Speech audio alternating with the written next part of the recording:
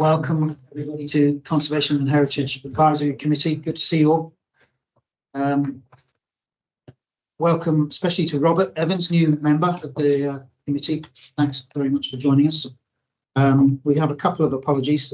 James, relatively new member too, is not able to make it today, unfortunately. And David Ling is not going to make it. And unfortunately, David has he's given us notice that he's standing down from the committee, sadly, due to reasons of ill health. So we all wish him all our very best and thank him for his long service and his contributions to the committee. There is a card going around that we'd like you to sign, if you would, please, from on behalf of the committee that we'll get to him, wishing him well. So thank you for that. I don't think there are any other apologies, Lindsay. I don't have any late items. So are there any declarations of interest? Yeah. Okay. Max. First item, I read that. HIA, so I'll have to go out. Okay, fair enough. We'll try and remember to call you back in again. Not necessarily. Okay, that takes on to the minutes of the last meeting on the 11th of January. Hope you've all seen those and you agree that they're a true reflection of the meeting that we had. So we can have a proposer, please, for those. Yes. Chris, thank you. Second, Councillor Snell. Thank you very much. Items determined since the last meeting. You've been given a list of those that I think, I'm not sure they included the notes that we usually provide. So we have got those. We have got those notes. Should we just rattle through those, Chloe? Do you mind? Yeah. So. Something that was absolutely nothing. The two items that were on the list that we have for you. So that's been included in the list. Most were no objection. On the ones where there was no objection, St Matthew's House, the reduction of the number of residential apartments, and a reduction in the subdivision, as this committee suggested.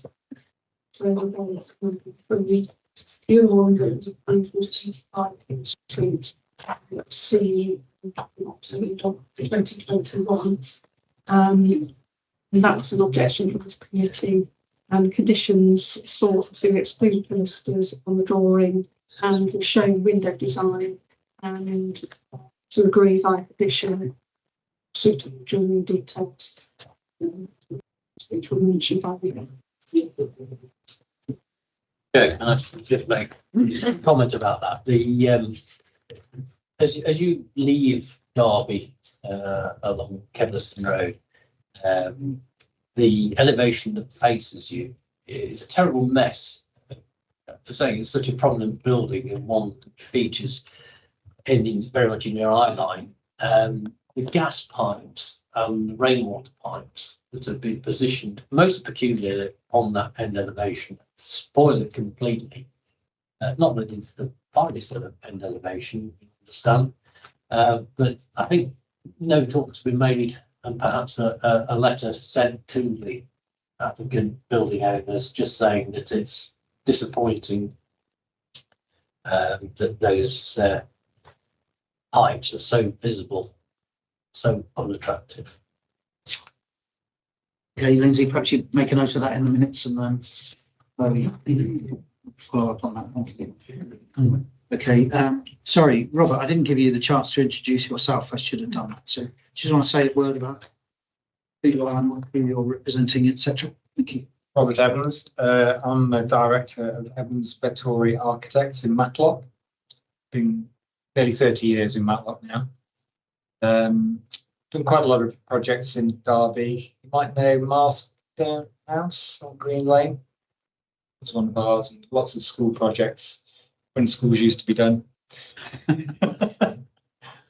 A lot of projects in Nottingham. We do a lot of university work, and everyone in practice has an interest in particularly 20th century architecture. Hence, I'm a member of the 20th Century Society, which First has a similar kind of remit to the Georgian Group, as much as we're interested in buildings of that period.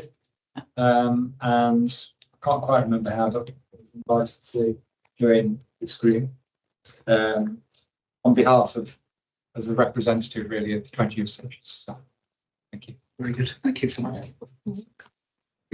Yeah, well, It's just good to have a little representative with a different perspective. Yeah, Indeed, you know, specialism. So, yeah. Well,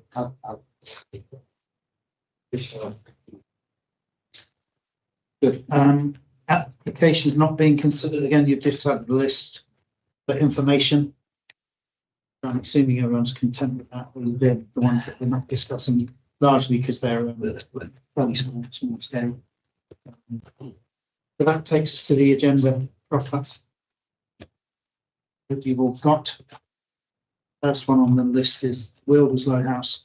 So Max, we'll see you shortly. Thank you. Too much of a party out there.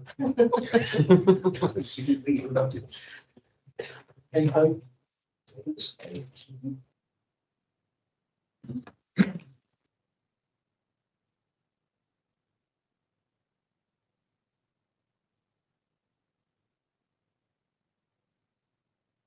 So this is Wildesloe House. Obviously listed building. This is the full unlisted building application. Saw this previously August 31st, 2023. To which I have a copy here of the comments.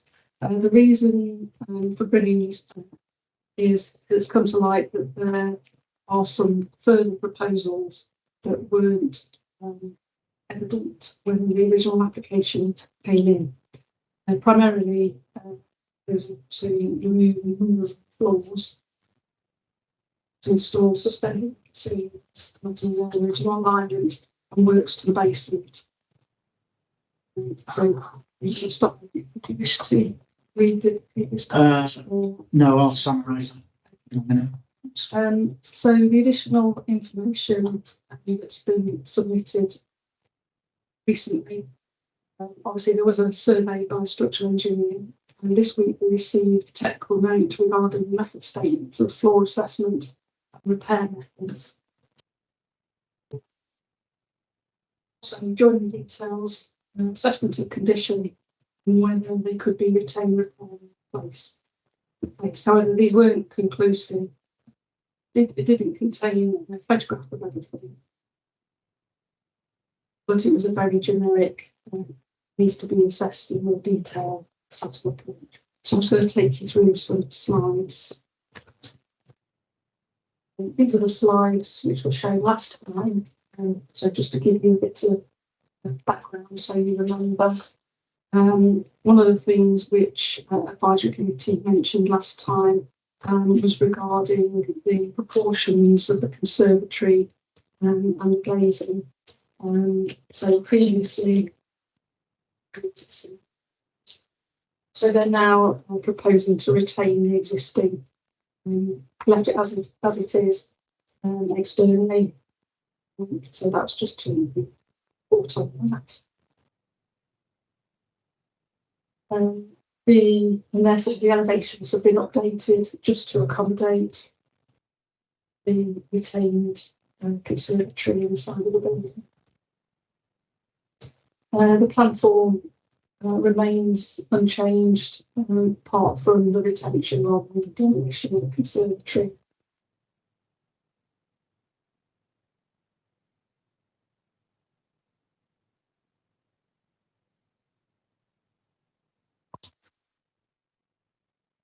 Also submitted recently is a sort of floor assessment of where there's terrazzo floor, concrete floors, and timber floors. So this is on the ground floor. I should just mention, in terms of the basement, as the documents originally came in, so no works were proposed to the basement, and subsequently they state that they were proposing works because there wasn't any detailed information of what works they were proposing. Withdrawn proposals within the basement, and they'll be submitting if they wish to pursue that area, another application for it.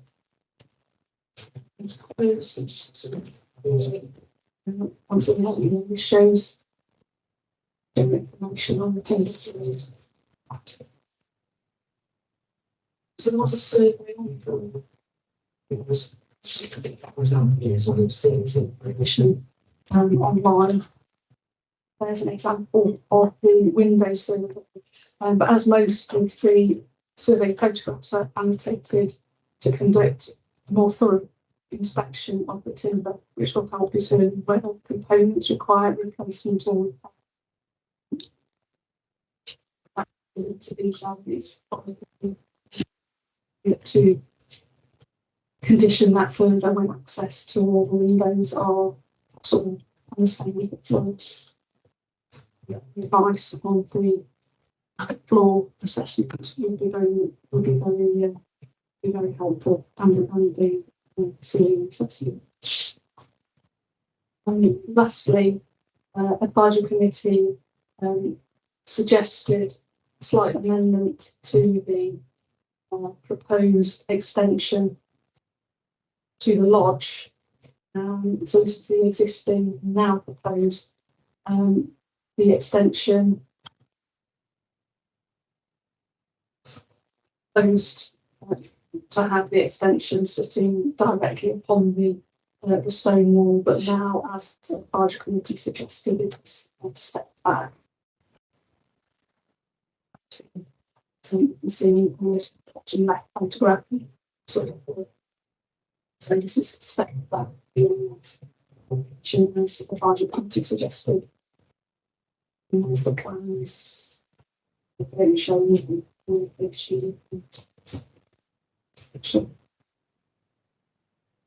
that's something that one.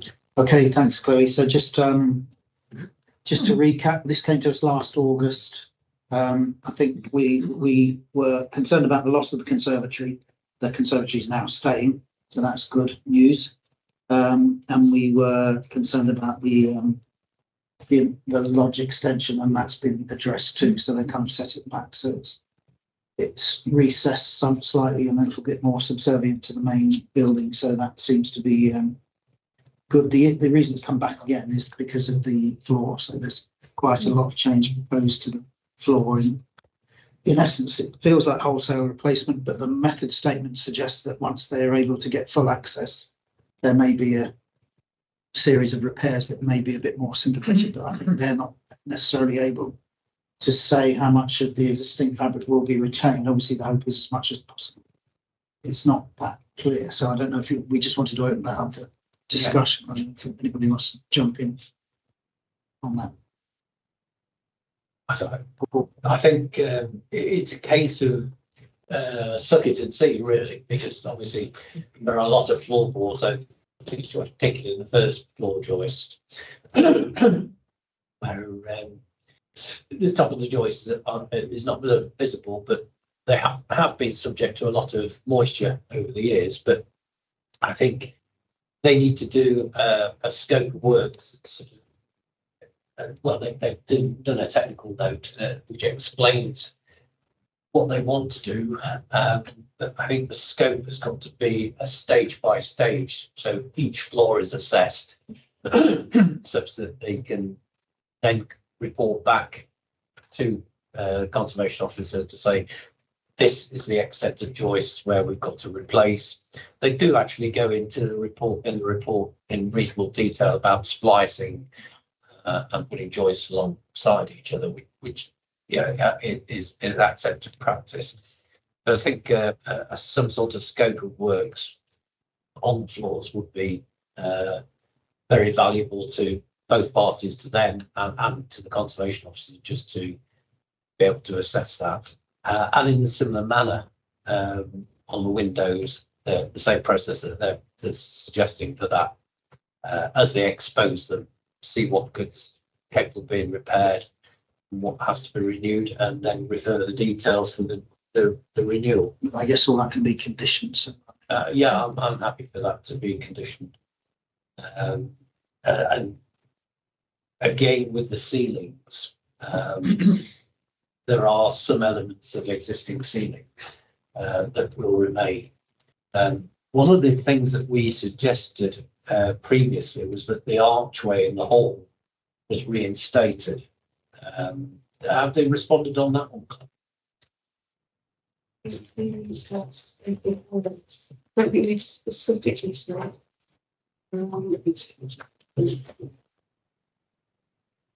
Because our particular concern at that time was to accept that the rest of the building was subject to quite a lot of damage, but the hallway, if we could bring that back to something that it was like originally, would be a good plus for the building.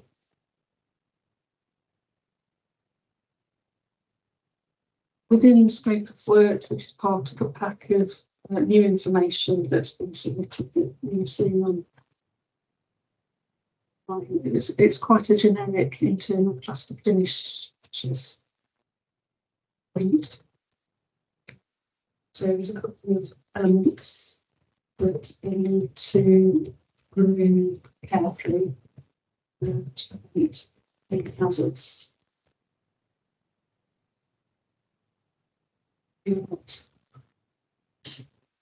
Samples and labelling them, and so next week this talks about location-based installation and installation below new ceilings.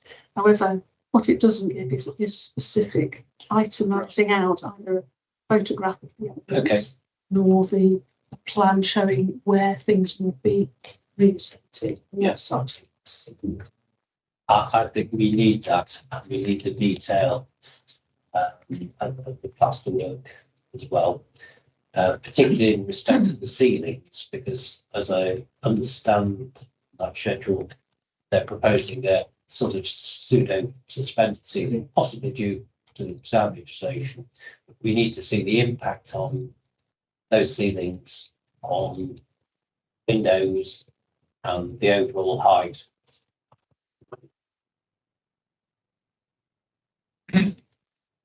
So I'm afraid it's more detail. Not on the basis that can be conditioned. I mean, I want to be consistent with where we were. Yeah, I'm happy for that to be conditioned. Yeah. Okay. Yeah.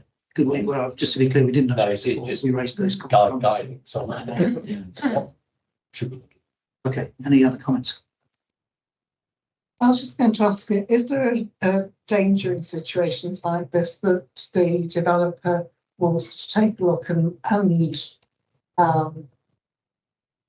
just think, we might as well just replace the whole lot, it's too much trouble, sort of thing? How's that monitored?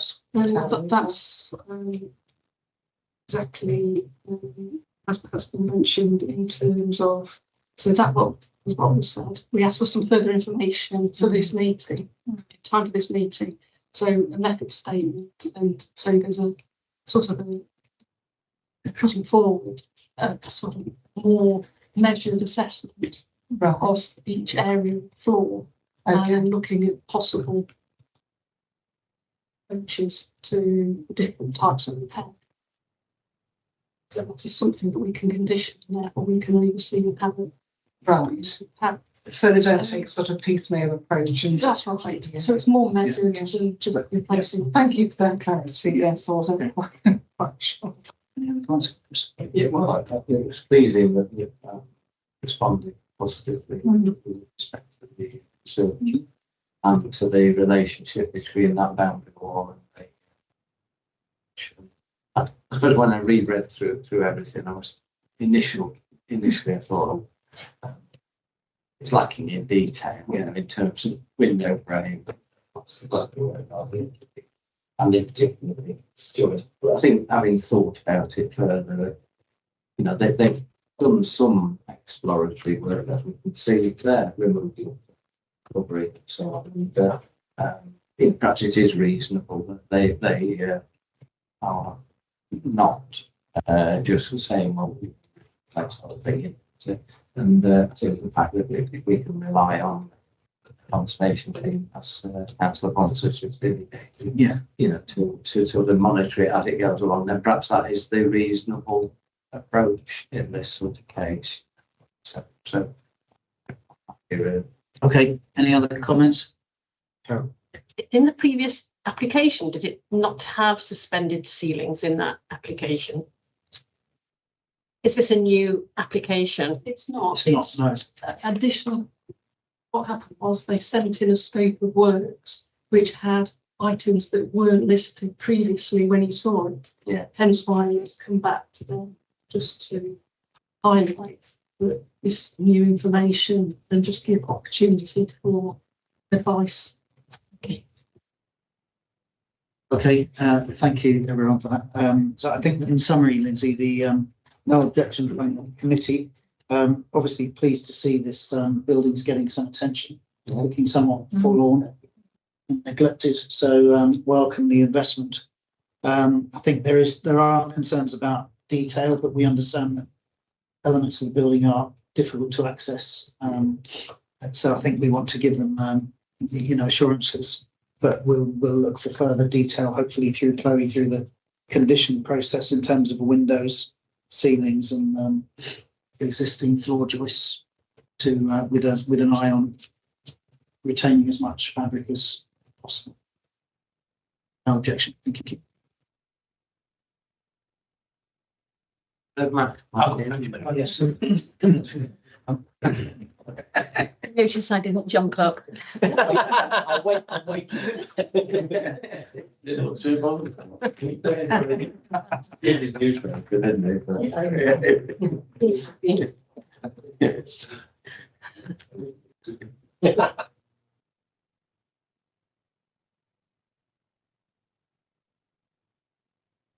Okay, welcome back, Max.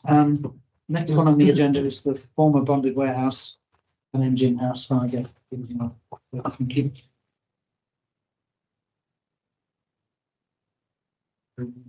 State. So back in August 2023, this was another one. Was at that meeting. So it was a busy night. At time. So yes, it's poor advisory committee at that point. So what they've done, they've addressed comments and gone through a number. So I'm just going to try and take you through those by the slides.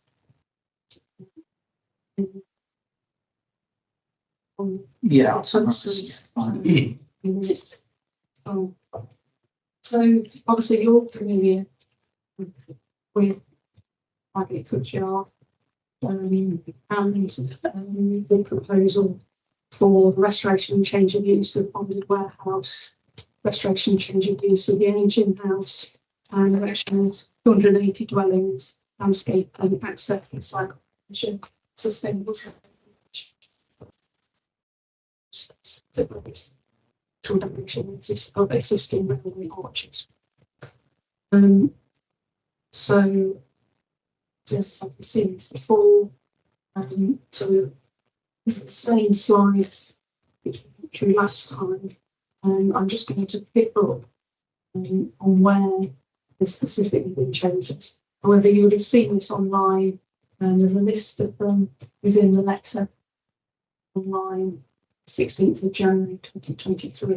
So that was uploaded on the 17th of the 1st. So you've seen that already. So one of the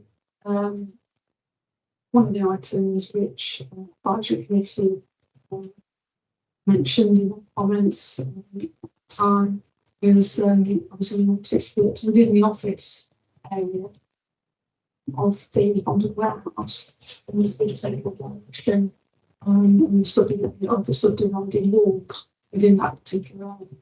And what was proposed previously is top right, and now proposed bottom of the slide shows some dimension, but keeping some retained to show nipple walls, just to show where those walls used to be aligned. So that's one thing. That's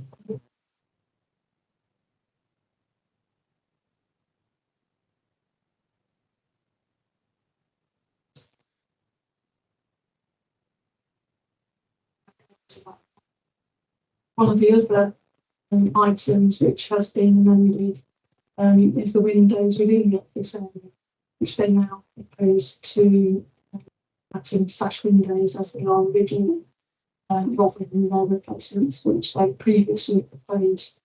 The sign windows, they are still proposing to remove those and install a neutral window to match in design. So that still remains in terms of proposals. Terms of shed. The main change that they addressed comments that were made about the number of roof lights and how those roof lights were aligned to the roof. So that's facing the side into the side. So at the top there are 8 roof lights, and now they're proposing joined roof lights. So 3 and 3. So 3 sets of 3 above each of the windows. And this is the roof, these are roof lights facing the road. Which again trying to align with the windows and having a row of 3.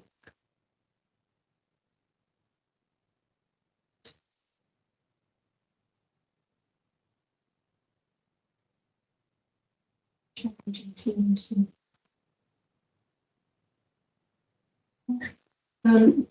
No real change, no change in terms of the extent of demolition of the arches.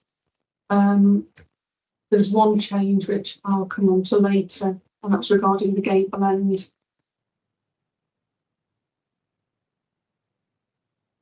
So there is change regarding the gable end. Remember, this was quite close to Frygate and the bridge. It was thought that that would be better if it was pushed further back into the side. So they have amended that to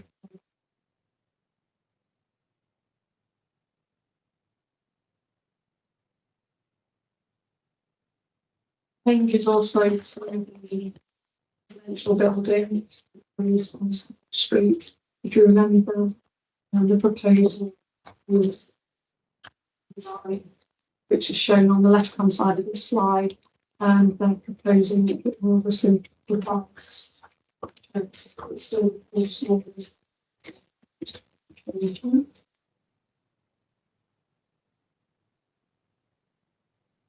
seen within it, there's a number of details addressing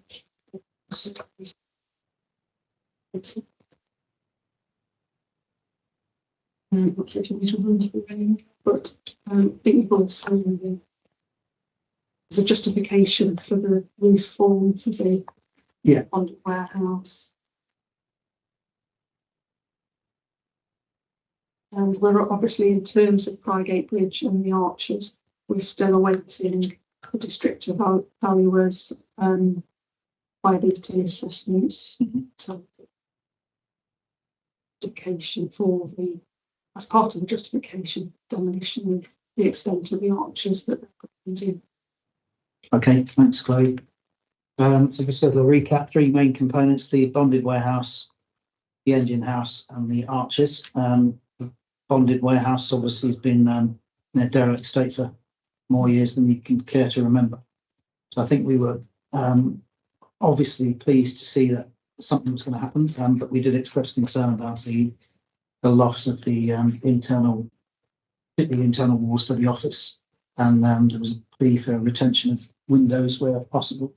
I think they retained the footprint of those walls for the office in the sort of corner bit of the bonded warehouse, but they're proposing to make quite large openings in those.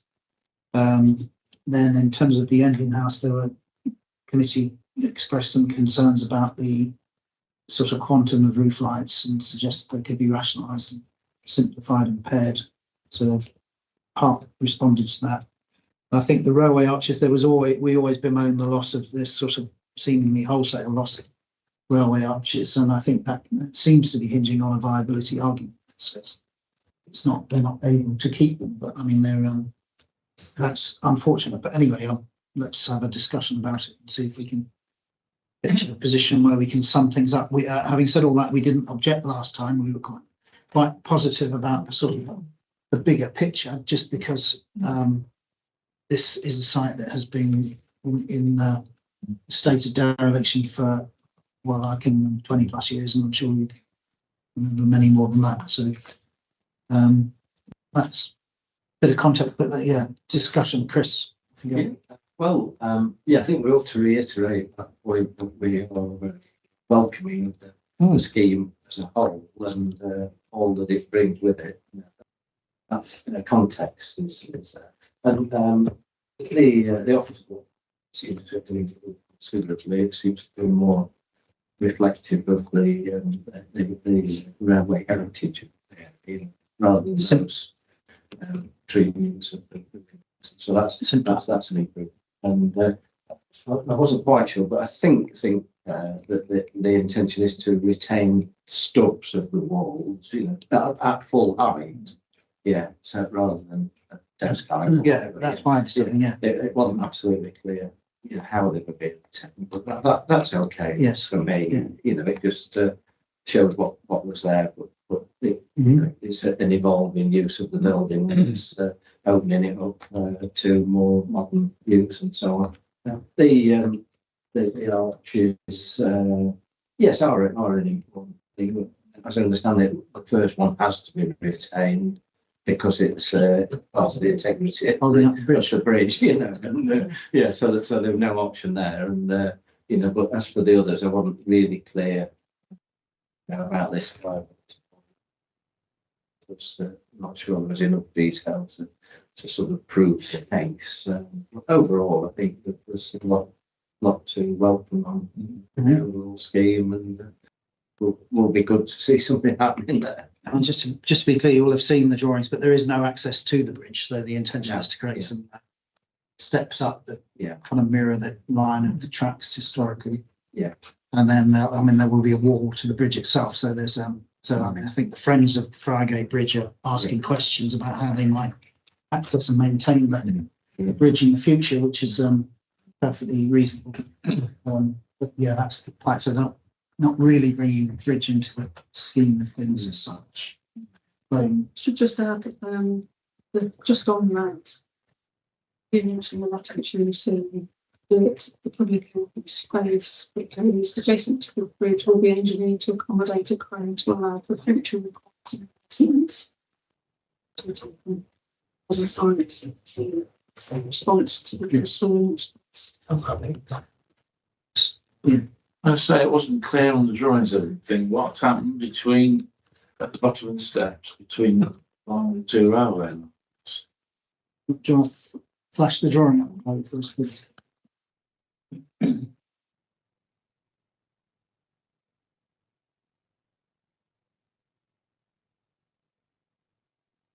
It's landscape. It's landscape. The only thing that I did wonder was that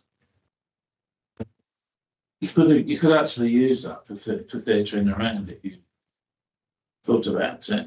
I mean, you could have got a nice piazza there with the steps and the ramps looking down onto a nice flat area. So there's just a thought that it's perhaps something that could have been done, that's perhaps been missed. I don't know.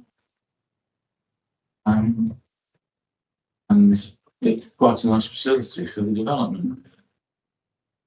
Yeah, I mean, I guess balancing that against sort of an opportunity to green up a little bit. Yes, as well. Yeah. Anyone else? Yeah. Couple of things, Chair. On the engine house, we previously made comments about the roof lights being aligned with the windows. We suggested, I think they were done in double panels to the same width as the windows, whereas they've done them in 3 panels, slightly still wider than the windows. I'd like to encourage them just to revisit that and see if it's viable to do that. Because I think proportion wise emphasises the verticality of that building and the tower, and not quite so incongruous. I have to say that it is an improvement against the number 8 individual heights, but if it could be looked at, yeah. You must.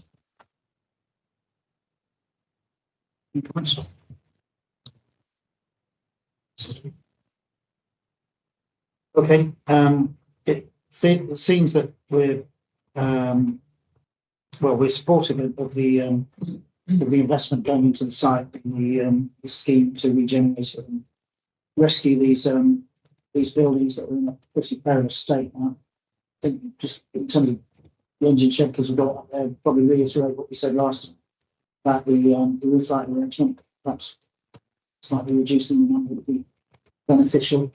And through perhaps around the units below, which is consistent with what we said in terms of the bonded warehouse. I think supportive of what's been suggested, things like the reflected on what was said previously. And I think the railway arches, well, I guess there's an understanding that there needs to be some change here. It feels to me like there might have been a bit more exploration of how they might have been reused, etc. But now into this viability arguments, we'll see where that goes. So I think we'd reiterate the no objection that we stated previously, Lindsay, with those provisos. Sure, it's just worth saying that we did make previous comments about the retention of platforms. Yes. But subsequently their investigations, but it can't be done. But I think it down the floor scale will actually define where.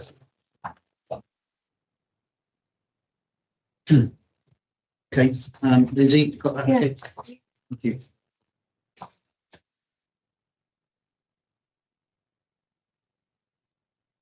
So takes us on to 23, St Mary's Gate Close. It's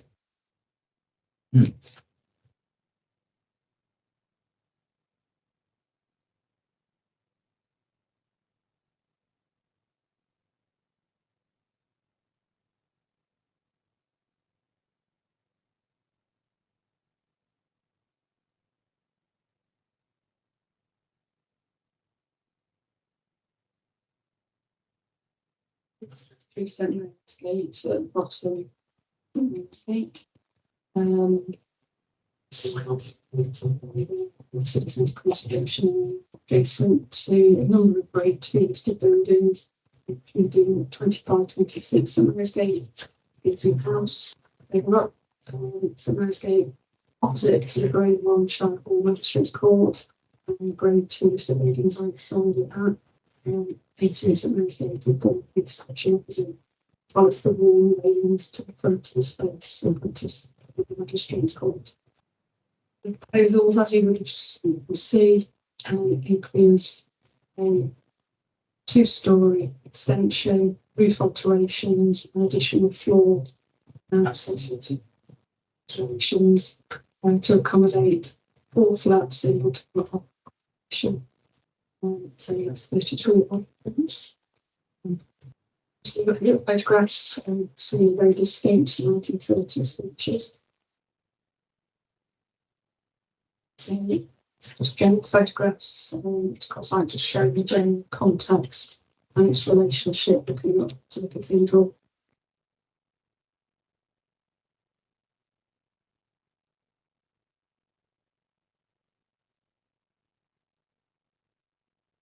To just say that there's a very limited heritage status significance and what you do know heritage impact assessment.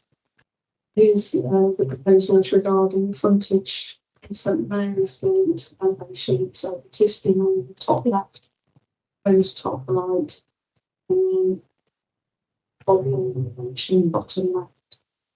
and to right, showing the split floor, 2 floors. And the rear elevation. So big rear. So the frame on the post. Rear elevation, the top 2, the side.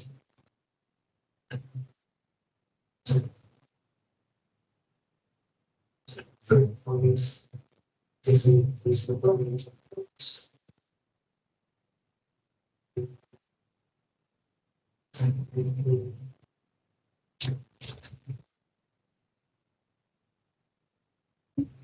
Thanks, Chloe. Yeah, so as you say, there's a kind of limited information in terms of heritage assessment of significance and assets in the vicinity, such as a bit of an absence of contextual studies. But in essence, the proposal is to take the ground floor footprint and just simply take about 4 stories, and then where you've got the curvy, the sweep of the curve that kind of draws your eye into St Mary's Gate from the bottom. That would be well, packing the dormer windows, I suppose. That's the proposed. As I say, there's not much to set it in context, but I think the drawings are rather dark, but I think you get the picture. Comments, Yeah. please. 33 occupants in 4 flats. Is that some sort of specialist residential? It's not high, though. It's yeah, HMO. And I think they've clarified and said it's not 33, it's 32, but it's still a significant number. So I think it's essentially 4 houses in multiple occupations, they call them. 1 on each floor. Yeah. Foundation's strong. Well, good point. There's no structural assessment here, so one assumes that they've looked at that, but that's I don't know what the situation is with planning, but you'd imagine the officer concerned would be asking for that because everything's predicated on that being possible. If it isn't possible, then it changes the scheme dramatically, doesn't it? So yeah, good point.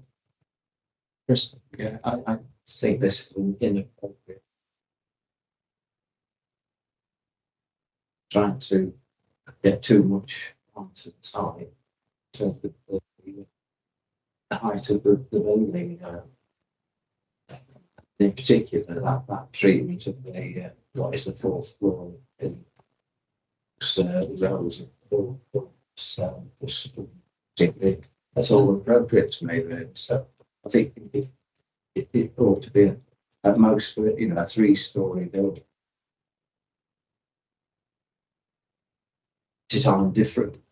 It's just take maybe when you expand it, it doesn't look quite so dark. Why it's drawn. It seems to be depicting a winter's view. I'm not sure why that is. Yes, I'm not a sort of thing with the proposal. I don't think to bring it in scales. Scale, but it's quite a dramatic change. And when you look at the existing, what being proposed, it's not unusually dramatic change. Yeah, I suppose the thing about the existing building is all about the roof, isn't it? So you get, because it's quite low, you read the roof very clearly. Show the existing And it won't be the same. So it was, it's really there, it's changed what we call in such a sensitive location. Yes, see,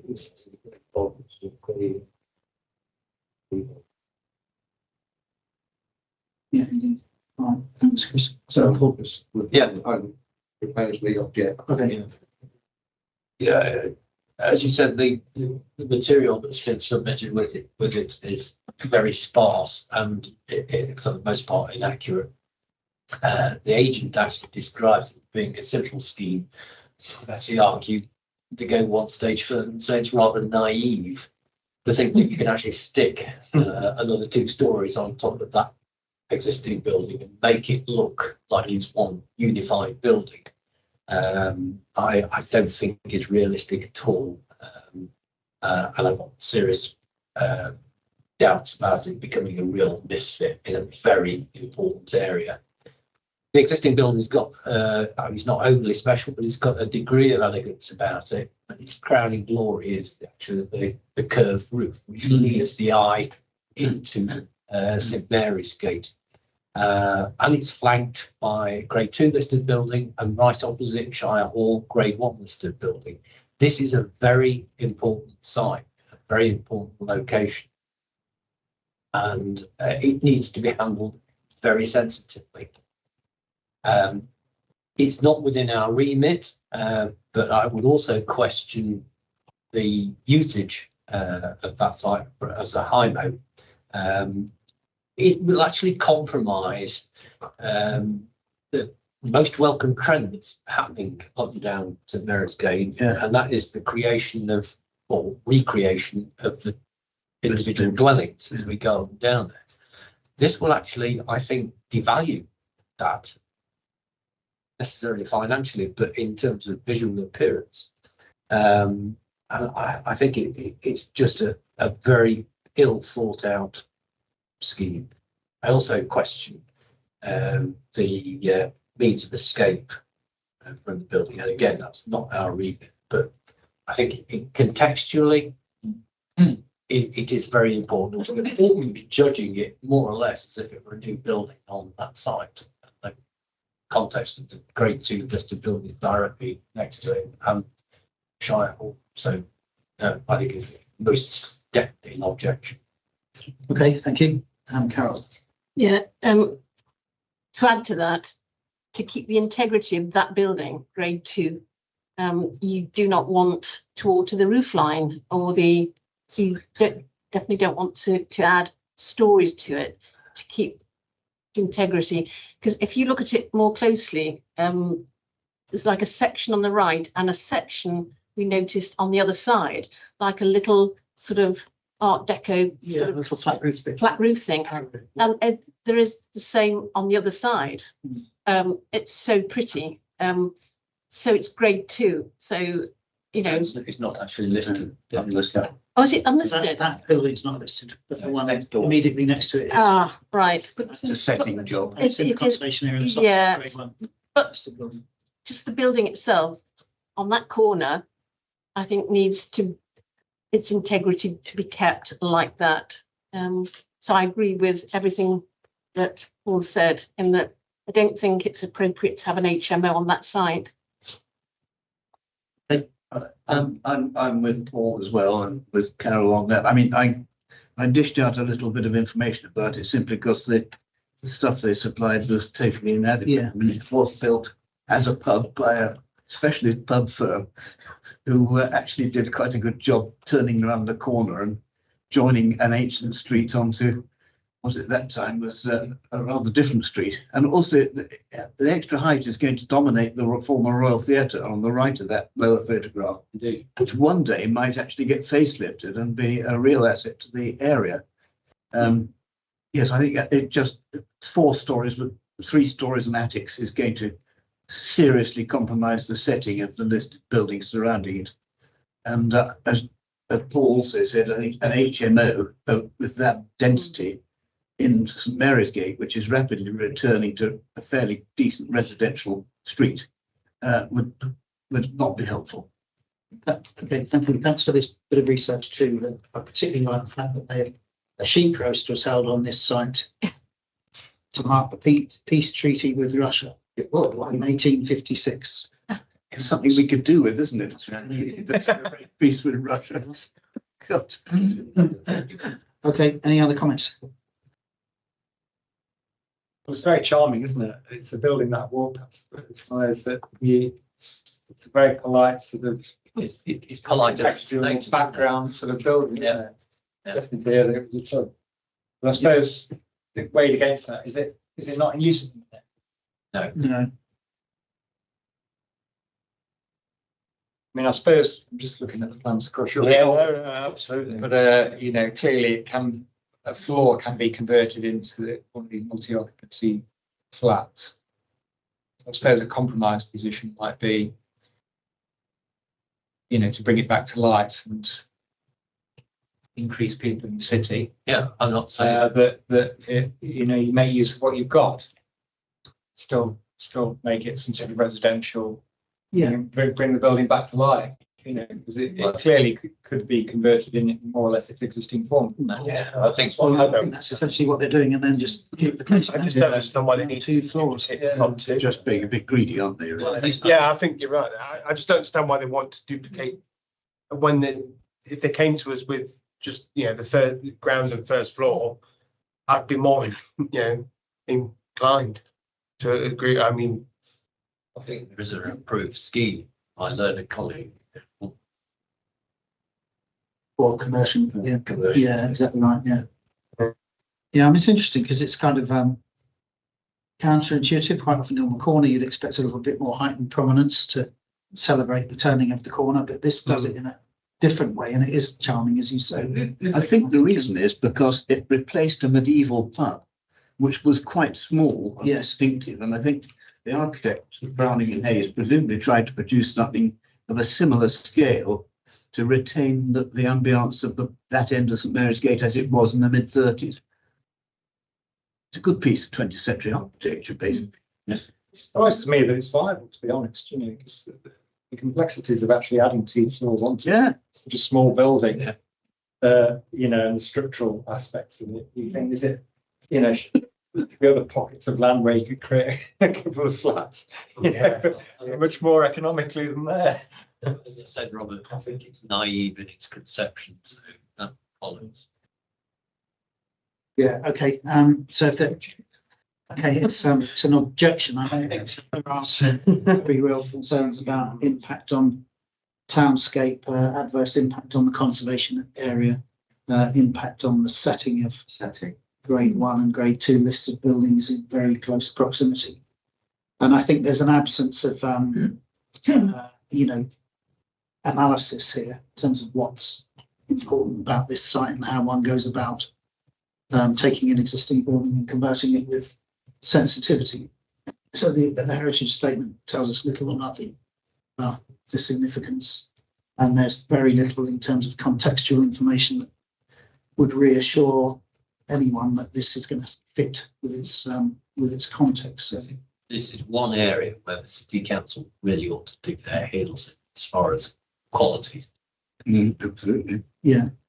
So I mean, it's a strongly voiced objection. Thank you everyone for that. So that brings us to the end of the agenda in terms of patients that we're considering. There's just 2 other things that we wanted to up. Chair, should I need some? Oh, sorry. Yes, please do. Yeah. Thank you. We forget about the recording.